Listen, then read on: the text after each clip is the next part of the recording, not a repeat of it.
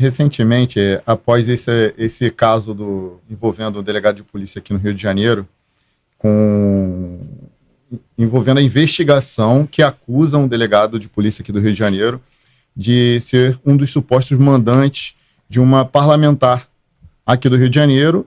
Mesclaram isso com uma série da Globoplay, que é Vale o Escrito, e algumas pessoas, do nada, viraram especialistas nisso, né? Tem até o dono de um grande podcast aí no Brasil, que pelo menos versava sobre segurança pública. Hoje eu não sei mais sobre o que é, tá meio perdido.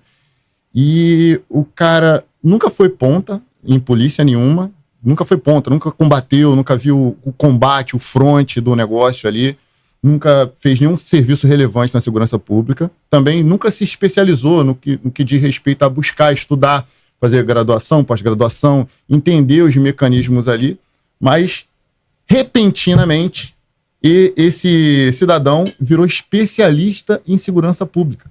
Então, o cara começou um podcast em que ele ouvia policiais, né, policiais civis, militares, e do nada, para atender uma demanda que existe, uma demanda querendo alguém para falar mal da segurança pública do Rio de Janeiro. Ele virou a bandeira em relação à segurança do Rio de Janeiro, que hoje, segundo ele, maioria não presta, a maioria está corrompida, e que uma pequena parcela seria só a parcela que presta. Esses supostos especialistas, né, que eu cheguei até a comentar uma postagem lá que era um corte dele atacando a segurança pública do Rio de Janeiro, em especial a Polícia Civil do Rio de Janeiro. Eu cheguei a falar assim, cara, a Renata Vasconcelos sabe mais de segurança pública que você. Você nunca teve no front, nunca prendeu nem o dedo na porta e está querendo falar sobre segurança pública. A internet é boa, ela ajuda, ela globaliza as informações. Você não acha que tem muito falso especialista surgindo e trazendo opiniões, influenciando uma galera que é massa de manobra? Olha, sabe que eu tenho até uma campanha que eu quero mudar a frase da bandeira do Brasil para enquanto houver otário, o malandro não morre de fome. Porque o que tem de falso especialista, você está falando na área de segurança pública, o primeiro problema que eu tive de cancelamento e de perseguição mesmo, de gente até na minha igreja no final de semana, foi com um cara que queria ser entrevistado por mim como especialista em segurança pública. Era um cara que era estudioso sobre armas e ligado à indústria de armas. Mas uma coisa é você entender de arma. Segurança pública é uma outra coisa completamente diferente. E eu não iria entrevistar, como nunca entrevistei, sobre segurança pública, ninguém que não tenha resultado. Você pode discordar do resultado da pessoa. Por exemplo, meus amigos da Polícia Militar do Estado de São Paulo, Coronel Cássio, Coronel Macera, você pode discordar. Você pode discordar da forma como a pessoa lida, mas ele é um especialista. O Beltrame, aqui no Rio de Janeiro, que eu já entrevistei várias vezes, você pode discordar ou pode concordar. Não é disso que eu estou falando. Agora, você não pode questionar que ele é um especialista.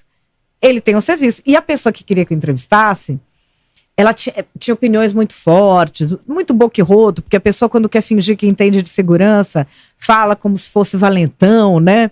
Que aí você já olha, já percebe, meu Deus do céu. Fica bravo, né? Fica bravo. Aí fala, quero ver a hora que a barata voar e sair se revelando. Não é verdade? Que é uma pessoa que não consegue reagir. Mas, enfim, esse cara fazia isso com os jornalistas. E como ele começou a perseguir os jornalistas, ele começou a ser muito entrevistado. Tá acontecendo isso com essa pessoa. Então, isso é um método. Porque ele faz assim, ele se diz o grande especialista. Ele cata um tema, que o tema do cara... do meu doidinho era que todo mundo tem que ter arma em casa. Assim, não tô nem falando da questão... a questão filosófica, por exemplo, se o Estado deve ou não ter o monopólio da violência. Isso é uma discussão. Isso é uma discussão. As pessoas têm essa discussão. Uhum. Eu já achei que o Estado deveria ter o monopólio da violência. Hoje eu acho que não. Filosoficamente. Quem que vai ter a arma em casa, eu não tenho a menor condição de decidir. E eu sei que o brasileiro faz bobagem com garfo, colher, vassoura, micro-ondas. Eu já cobri caso que o cara ganhou a arma, foi atirar pra comemorar, matou a própria filha. Caralho. Entende? Não tô nem falando briga de vizinho, não tô nem entrando aí. Então, assim, a questão da pessoa ter ou não a arma em casa é uma questão cultural também. Eu tive agora em Israel. Em Israel, todo mundo que tá no exército, todo mundo tem que ir pro exército. O exército é a força de trabalho. E você tem que ficar 100% do tempo com a sua arma. Não tem acidente, assim, deve ter algum residual, mas não tem acidente com isso. Por quê? Eles têm a cultura da arma, que a arma é para defesa, e é uma cultura muito solidificada, que a gente ainda não tem. Então, assim, tem pessoas que são especialistas em debater isso, o cara não era. Meu filho, o cara começou a me perseguir. Ele perseguiu vários outros que cederam, e aí vai virando isso. Só que, assim, tem na área de segurança pública, e a pessoa que é da área de segurança pública, acho que tem mais dificuldade de enxergar, porque ela cria afetos. O que eu falo sempre é o seguinte, para medir o da sua área, porque na minha área, jornalismo também tem. Falo, para medir o da sua área, olha o da outra área. Vou dar um exemplo, Doutor Bumbum.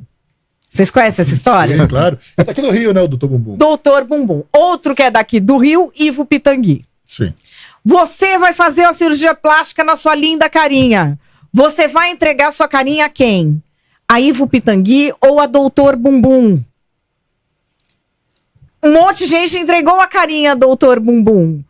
O que você tem que analisar? As biografias. Qual é a biografia da pessoa para falar daquilo? E aí muita gente fala que isso é teoria de lugar de fala. Não tem nada a ver uma coisa com a outra. Lugar de fala é que você só pode falar das opressões que você sofre. O que eu tô falando é o seguinte. Uma pessoa pode ter sentimentos sobre um tema em que ela não se especializou. Mas ela não tem nem elementos para ter opinião. E se cada um tiver humildade de falar da sua área, por exemplo, eu falo da minha área que é comunicação. Se eu quero falar de saúde, eu não vou eu falar de saúde. Eu conheço um monte de gente que sabe falar de saúde pública, de medicina, chama a pessoa pela biografia. E quando a gente perde de vista a biografia, porque a gente gosta do que a pessoa falou, é o primeiro passo para ser trouxa. Gostei desse termo Doutor Bumbum.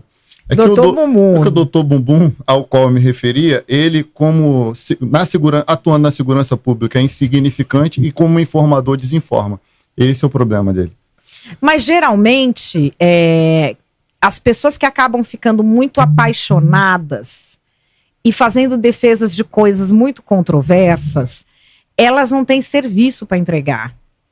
É que nem em jornalismo. Olha, na minha área jornalismo, tem um tipo de programa que vocês já devem ter visto, que eu acho que é semelhante ao que acontece nessa área de vocês. A pessoa nunca foi repórter. Começa aí. O cara é para ser comentarista, meu filho. Você tem que ter 20 anos de reportagem nas suas costas, sem opinar, para depois se meter a opinar. Então, hoje tem gente que começa opinando. Aí, assim, o que a gente vê muito no jornalismo recente, que é aquele programa que um fala uma opinião, o outro fala outra, que eu costumo chamar de rinha de gordo de terno. Põe uns gordos de terno lá, né? Eles ficam... Aí bate no peito, porque isso, porque só eles estão certos, só eles prestam, só eles não sei o quê. E a pessoa vem me falar, você viu o que fulano disse? Eu falo, tá bom, vai olhar a biografia do fulano. Se ele tem condição moral de estar falando isso. Porque eu vejo pessoas falando, não, porque estou defendendo o não sei o que lá. Vai ver se é isso que ele defende mesmo.